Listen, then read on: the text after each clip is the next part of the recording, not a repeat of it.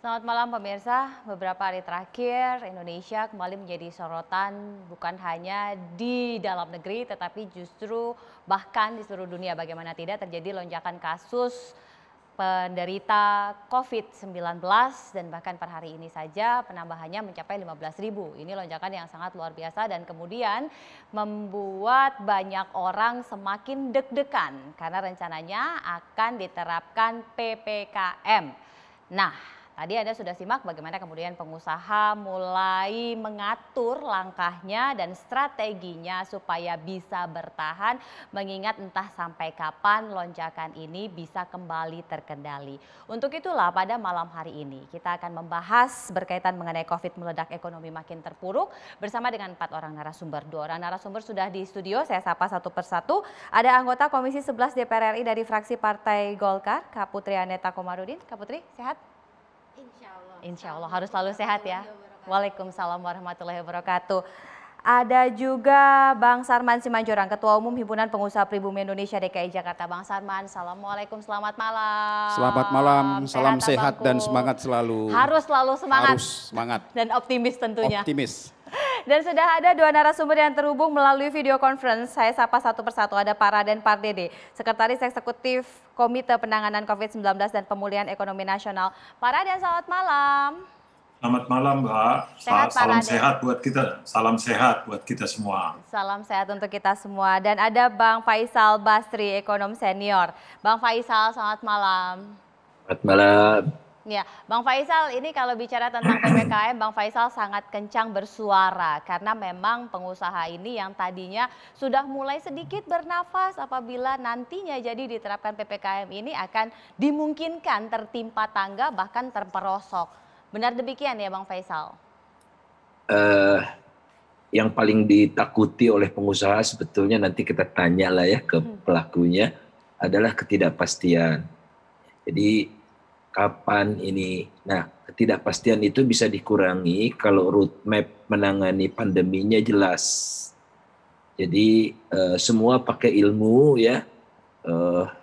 Kalau kasusnya ingin segera diisolasi, kuncinya cuma testing dan contact tracing. Kemudian dari situ kasus akan melonjak, tapi melonjaknya paling lama 1 bulan. Setelah itu akan turun sampai bisa dikendalikan, mencapai herd immunity. Nah, di Indonesia itu yang tidak terjadi. Sehingga bergelombang-gelombang gitu ya. Yang kelihatan ya 2 gelombang inilah tercermin dari angka harian yang mencapai tingkat lebih tinggi dari Januari lalu. Angka kematian juga lebih tinggi. Dan active cases, kasus yang masih diidap oleh pasien itu ada 160.000, sementara kapasitas sistem kesehatan kita itu tidak memungkinkan untuk merawat 160.000 itu, makanya di mana-mana kolaps. Jadi percayalah, ekonomi akan otomatis pulih kalau kita mampu menjinakkan pandemi ini, sehingga segala upaya harus kita fokuskan untuk segera menjinakkan pandemi pakai ilmu ya. Itu kuncinya, dan benahilah data ya. Jadi kalau menurut estimasi model yang dibuat oleh Anda bisa lihat di One World Data itu, kira-kira sekarang udah ada 150.000 yang terjangkit itu ya. Jadi tambahan kasusnya bisa mencapai 150.000. Jadi ayo, tidak apa-apa shock sedikit gitu, tapi angka yang benar. Kalau sekarang angkanya direkayasa semua, ya. Antara selisih antara penambahan kabupaten kota dan provinsi itu jauh melebihi apa yang dihitung secara nasional. Jadi kuncinya bereskan data, tapi ini udah berapa tahun ya, hampir 2 tahun kok data nggak beres-beres. Contact tracing, testing, contact tracing, isolasi, selesai sudah insya Allah. Tapi Bang Faisal, tentunya dengan terjadinya gelombang kedua ini ada dampak-dampak bukan hanya yang dialami oleh pengusaha, tapi juga pemerintah yang berupaya untuk terus menggerakkan melalui berbagai macam game changer, istilahnya seperti itu. Dana yang disiapkan sebesar 699 triliun, benar ya Mbak, mudah-mudahan saya benar. Nah ini tentunya bisa semakin membengkak dengan penambahan ini. Nah kalau Bang Faisal melihat upaya yang dilakukan secara beriringan antara perbaikan kesehatan dan ekonomi, seberapa efektif Bang Faisal lihat? Beli senjata bisa 1.800 triliun, bangun ibu kota jalan terus, pegawai negeri jalan-jalan terus atas nama work from Bali dan sebagainya. Jadi mengatasi COVID bukan meningkatkan mobilitas masyarakat gitu. Kasihan orang Balinya, semakin lama Bali pulih gara-gara didatangi orang Jakarta. Menteri pariwisata di mana-mana kampanye pariwisata.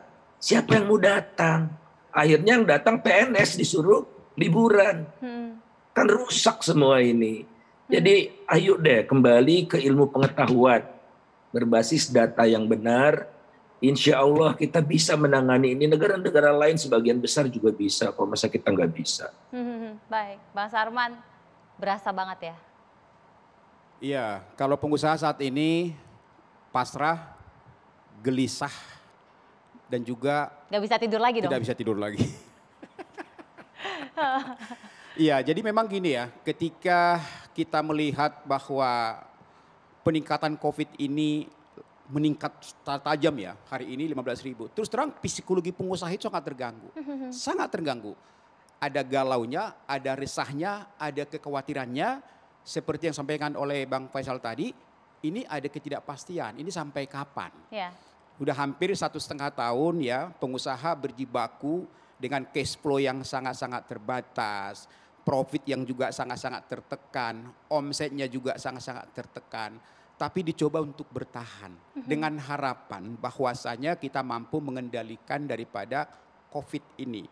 Sehingga berbagai program pemerintah, kemudian juga yang tadinya kita lihat sudah mulai melanda, ternyata tiba-tiba seperti ini. Nah bagi kami pengusaha, ya terus terang saja ini sangat-sangat memukul gitu loh. Nah cuman memang yang kami harapkan kepada pemerintah adalah bagaimana konsistensi kebijakan dijalankan. Jadi contohnya misalnya satu ya, mudah-mudahan ini berjalan. Libur Natal, libur Lebaran Haji misalnya ditiadakan, konsisten jalankan. Ya kan, itu pertama. Yang kedua, kalau memang tidak boleh mudik atau keluar kota, konsisten, tutup semuanya, tidak boleh. Ya, kemarin kan ada misalnya walaupun katakanlah dilarang mudik, tapi masih banyak yang ternyata lolos dan banyak juga tempat-tempat wisata dibuka. Nah ini yang bikin potensi nyatanya apa yang kita rasakan saat ini.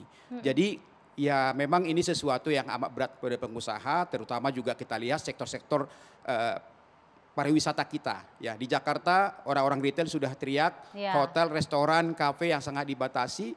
Tapi memang kami juga menyadari bahwa ini sesuatu yang sulit yang harus diputuskan oleh pemerintah. Tapi di antara yang dua ini kan harus diputuskan salah satunya. Tentu memang ya keselamatan masyarakat kita yang harus diutamakan. Dan kami pada pengusaha pada posisi ya wajib untuk mendukung itu. Cuman harapan kami biarlah ini yang pertama dan terakhir.